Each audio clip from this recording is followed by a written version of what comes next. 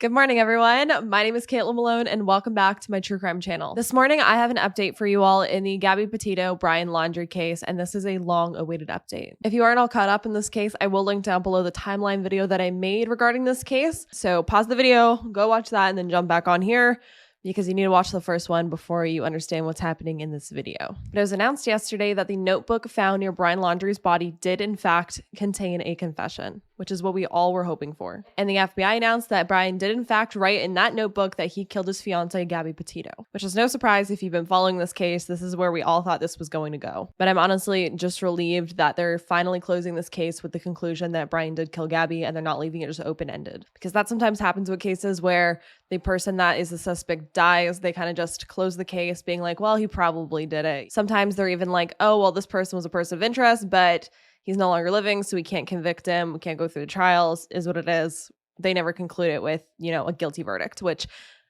I don't think they can 100% do either way. I'm not 100% on that, but they did come out and say that they're closing the case with Brian's name as the killer. So Special Agent Michael Schneider from the FBI was quoted saying, "All logical investigative steps have been concluded in this case. The investigation did not identify any other individuals other than Brian Laundrie directly involved in the tragic death of Gabbie Petito." But despite the FBI releasing this, the media, along with a lot of people, including myself, want to see the interior of this notebook. We want to see the actual pages. We want to see what Brian exactly said. We want to know if he was remorseful. If we want to know if he explained how he did it, why he did it, because there's still no real big why. But even though all of us want to see the interior of this notebook and see the actual pages and see the words that Brian wrote, we might not get that. As of this time, nothing has been released of the actual notebook. There's nothing besides the statement the FBI made that Brian confessed. So we might not actually ever see the pages of that notebook because this case is not going to go to trial. Obviously, it's being closed. But despite that being kind of disappointing, the FBI did come forward and give us some more information on the case as a whole. They did reveal that a revolver was found next to Brian's body, which we can all presume why. The autopsy did show a self-inflicted gunshot wound to the head. Again, no surprise there. They did reveal that Brian had sent multiple texts to Gabbie's phone,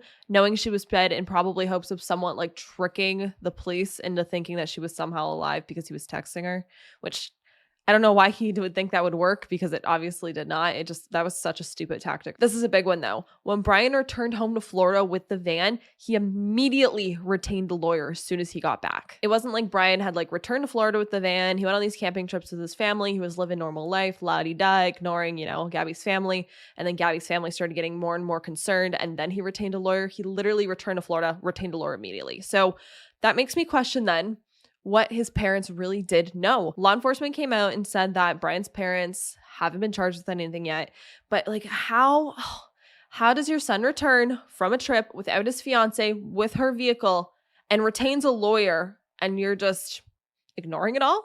What? Let me know down below how you feel about that, knowing this information now. In my opinion, they clearly knew something. Questions had to have been asked. And the last thing I briefly want to touch on is that Gabbie's parents have been battling it out with the Laundries for Gabbie's belongings, which I don't even understand why this is a question and why it's even being discussed after everything that the Laundries put the Petito family through. I don't know if they were holding her belongings or it just had to be a court issue, but why is this even discussed? Gabbie's things that were left at Brian's parents' house where she used to live before they went on their road trip should obviously be returned to her. Why do they even want this stuff after everything that happened? Clearly they had no regard for Gabbie when Brian returned without her. Why did they want her stuff? That stuff should have immediately been returned to the family. Now, I don't know if her van is included in this property that the Petitos are getting back, but obviously the van should go back to her family if it was hers. I didn't see anything about the van, but if you guys found anything on that, let's talk about it down below. Super curious. I guess the police have her stuff as evidence right now. Once they're done with it, they're going to return it to the Petitos.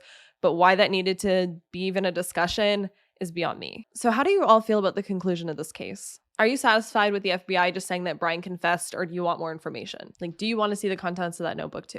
Let me know down below your opinions on everything that was released that I told you guys about today. Honestly, as I said earlier, I'm just glad that they're finally closing this case with Brian's name being tagged to it, because there's a lot of times where this does not happen, and this is the most justice that we're going to get in the end. This entire story is extremely tragic. I, again, want more information on what exactly did happen to Gabbie, what went down between Brian going to Florida for the first time, coming back, them hanging out for a little bit, and then Gabbie going missing, her being murdered, obviously, Brian going back to Florida. I want to know that time period, what happened. We might never know. The case might just be closed like this, and we might not know any of that information.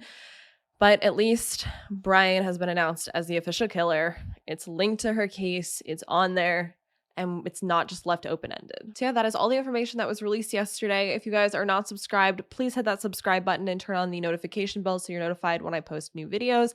I post weekly, sometimes a little more. And if you could give this video a big thumbs up, it does really help out my channel as well as spread the word about these cases. And I do think that these cases need to be talked about. Hope you guys have a great weekend, and I will see you next week with a brand new video. I'm actually editing it right now. It's going to be on the Dylan Redwine case. It's a case that is really close to my heart. I've been following it for years and years and years, and it's extremely tragic, and it literally makes me cry talking about it. So if you want to tune in for that, check in. I'll be posting it around maybe Monday-ish, so it'll be on. Again, subscribe and hit that notification bell so you're notified when that video comes up. And I will see you guys next week. Bye.